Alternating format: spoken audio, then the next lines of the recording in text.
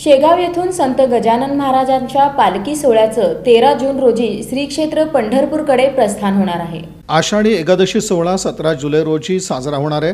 या निमित्त श्री संत गजानन महाराज पालखीचं 13 जून रोजी शेगाव येथून पंढरपूरकडे प्रस्थान होणार आहे। हा पालखी सोहळा 15 जुलै रोजी पंढरपुरात दाखल होणार आहे।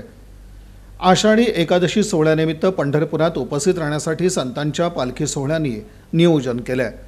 श्री संत तुकाराम महाराजांचा पालखी सोहळा 28 जून रोजी देहू येथून तर 29 जून रोजी श्री संत ज्ञानेश्वर महाराजांचा पालखी सोहळा आळंदी येथून पंढरपूरकडे प्रस्थान करणार आहे। पंढरपुरातील आषाढी एकादशी सोहळ्यासाठी श्री संत गजानन महाराजांचा पालखी सोहळा 13 जून रोजी शेगाव येथून पंढरपूरकडे मार्गस्थ होणार आहे। या पालखी सोहळ्यात 700 भाविक सहभागी झालेत। यात 250 पताकाधारी, 250 टाळकरी तर 200 सेवेकऱ्यांचा समावेश आहे।